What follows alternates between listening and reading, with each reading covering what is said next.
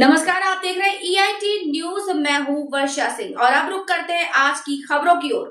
रामपुर स्थित मौलाना जौहर अली विश्वविद्यालय को बचाने की मांग को लेकर समाजवादी पार्टी ने जोरदार प्रदर्शन किया। पूर्व मंत्री तेज नारायण पांडे पवन के नेतृत्व में की दर्जनों कार्यकर्ताओं ने प्रदर्शन करते हुए राष्ट्रपति की नाम संबोधित ज्ञापन सिटी मजिस्ट्रेट को सौंपा।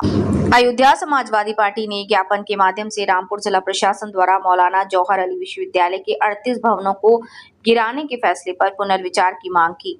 प्रदर्शनकारियों का कहना था कि यदि विश्वविद्यालय में किसी भी प्रकार की कमी या अनियमितता है तो उसे कानून के दायरे में सुधार कर दूर किया जा सकता है, लेकिन भवनों को ध्वस्त करना उचित नहीं।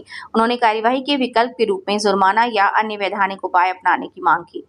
पूर्व मंत्री पवन पांडे ने कहा कि जौहर विश्वविद्यालय शिक्षा का मंदिर है, जहां सभी जाति, धर्म और छात्र शिक्षा प्राप्त करते हैं। उन्होंने भाजपा सरकार पर आरोप लगाते हुए कहा कि भाजपा सरकार में मधुशाला खुल सकती है लेकिन पाठशाला नहीं। समाजवादी पार्टी ने चेतावनी दी कि विश्वविद्यालय को बचाने के लिए प्रदेशव्यापी अभियान चलाया जाएगा।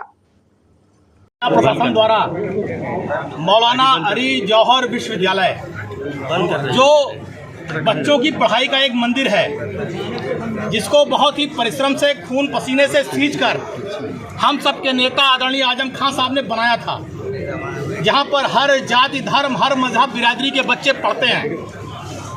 द्वेषपूर्ण तरीके से जिला प्रशासन द्वारा उसके भवनों को गिराने का आदेश दिया गया है। आज हम लोगों ने पूरी महानगर कमेटी, हमारे पार्षद और सभी हमारे सम्मानित नेतागण ने महामहिम राष्ट्रपति महोदय जी को प्रेषित ज्ञापन जिलाधिकारी के माध्यम से दिया है। उसमें हमारी ये मांग है कि अगर कहीं कोई त्रुटि है तो प्रशासन द्वारा उस त्रुटि को ठीक करने का समय दिया जाए।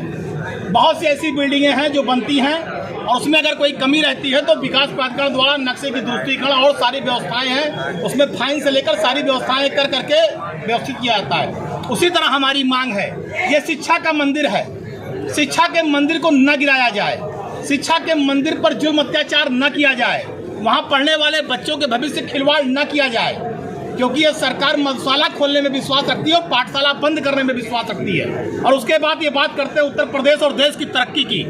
अगर पाठशालाओं पर बुलडोजर चलेगा और मधुशालाएं खुलेंगी तो ये देश और ये मुल्क तरक्की नहीं करेगा। इसलिए हम समाजवादी लोगों ने आज महामहिम राष्ट्रपति महोदया को प्रेषित ज्ञापन दिया है कि अगर कोई कमियां हैं तो प्रशासन उसको बैठकर त्रुटियों को दूर कराए और जो मौलाना अली जौहर विश्वविद्यालय का परिसर है, पढ़ाई लिखाई का, शिक्षा का मंदिर है, वहां पर बुलडोजर ना चले, बच्चों के भविष्य के साथ खिलवाड़ ना हो, बच्चों को पढ़ने लिखने का मौका दिया जाए। और जहां तक मुझे जानकारी है, बहुत कम पैसे में गरीब और मध्यम वर्गीय बच्चों को वहाँ शिक्षा मिलती है। वहाँ इंजीनियरिंग की भी शिक्षा है, मेडिकल की भी शिक्षा है, छोटे बच्चों की पढ़ाई की व्यवस्था है, 12th तक भी पढ़ाई की व्यवस्था, हर तरह की शिक्षा, जिससे कि गरीब आजम साहब ने सपना देखा था कि जो हमारे गरीब बच्चे हैं जो स्कूल जाने से वंचित हैं, चाहे वो रिक्शे वाले का बच्चा हो, ठेले वाले का बच्चा हो, किसी किसान का बच्चा हो, चपरासी का बेटा हो, वो भी अच्छी तालीम पा सके, शिक्षा पा सके, इसलिए उन्होंने शिक्षा के मंदिर को बनाया है। आपकी दुश्मनी आजम साहब से हो सकती है, लेकिन आपकी दुश्मनी शिक्षा के मंदिर से नहीं हो सकती। इसलिए हमारा यह आग्रह है, विनती है सरकार से कि शिक्षा के मंदिर पर अत्याचार और जुर्म न करिए, बच्चों के भविष्य के साथ खिलवाड़ मत करिए। यही निवेदन करने के लिए आज हम समाजवादी लोग यहाँ इकट्ठा हुए हैं कि हम इसको देश को मजबूत कर रहे हैं, विश्व गुरु बनना चाहते हैं और नौजवानों के पीठ पर लाठी, आंखों में आंसू गए से बोले विश्व गुरु नहीं बन पाएंगे। जनता उत्तर प्रदेश के नौजवानों को ठगने का काम कर रहे हैं और ये नौजवान आने वाले समय में इसका जवाब इनको पुरजोर तरीके से देगा। आप बताइए, नीट की परीक्षा कितने लोगों ने सुसाइड कर लिया, कितने नौजवानों ने सुसाइड किया? कभी आपने प्रधानमंत्री के मुंह से सुना कि उन परिवारों के प्रति हम शोक व्यक्त करते हैं? कभी आपने धर्मेंद्र प्रधान के मुंह से सुना कि जिन बच्चों की जान चली गई उनको हम शोक संवेदना व्यक्त करते हैं? जिन नेताओं के सत्ता में बैठे हुए लोगों के मुंह से शोक संवेदना का एक शब्द नहीं निकल सका, वो लाठी चलवा रहे नौजवानों पर। नीट पेपर बार बार आउट, अभी जो दोबारा पेपर कराया उसमें भी गड़बड़ी निकल चली आई। आप इस देश के भविष्य को ठग रहे हैं, छल रहे हैं, लूट रहे हैं। धिक्कार है ऐसी सरकार पर। इनको तो नैतिकता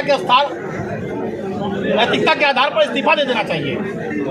मन की बात में आप है नहीं समझ पाए, भारतीय जनता पार्टी की सह पे हो रहा है। जब मैं कह रहा हूं कि ये मधुशाला खोलने में विश्वास रखते हैं, पाठशाला बंद कर रहे हैं। आप पता करिए उत्तर प्रदेश में कितनी प्राइमरी स्कूल बंद हो गए, इंजीनियरिंग कॉलेजों की क्या स्थिति है, मेडिकल कॉलेजों की क्या स्थिति है।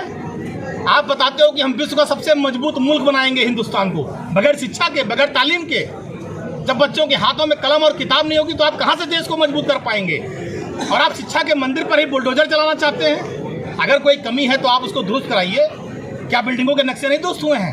क्या बिल्डिंगों के कागज बाद में दुरुस्त नहीं हुए हैं? इसी अयोध्या में कितनी नजूल की जमीनों पर बीजेपी नेताओं का कब्जा है, चल रहा है बुलडोजर। अगर बात कहने पे आ जाए तो बात बहुत दूर तक जाएगी। धन्यवाद। जो जनमत की सरकार होती है, वो जनता की चुनी हुई सरकार होती है, वो इस तरह के आंदोलनों में इतने कठोर कदम नहीं उठाती है। वो आंदोलनों को शांतिपूर्वक निपटाना चाहती है। लेकिन जो ईवीएम से बनी सरकार है, जो तानाशाह सरकार है, तो उस सरकार में न्याय की उम्मीद करना जो है व्यर्थ है। तो क्या ईवीएम से बनी है? जनता का पूर्ण बहुमत जो है विपक्ष के साथ था, इंडिया गठबंधन के साथ था। लेकिन ये ईवीएम से बनी, जैसे आप उदाहरण लीजिए, चाहे बंगाल का चुनाव रहा हो, चाहे हरियाणा का चुनाव रहा हो, ये सब ईवीएम से जीते हैं इन्होंने। एक शिक्षाविद वैज्ञानिक 20 दिनों से बैठा था, सरकार को वहाँ पे आके जो है वार्ता करनी चाहिए थी, नहीं किया। वो तो सरकार का ही एक साथी रहा है, कभी सरकार का साथी था। वो समय समय पर आंदोलन में काम करते बड़े वैज्ञानिक हैं, अच्छे व्यक्ति हैं, लेकिन वो सरकार के साथ रहे हैं तो दुर्भाग्य है उनका कि सरकार उनके साथ नहीं खड़ी हुई। परिचय शैलेंद्र रावत, कांग्रेस नेता।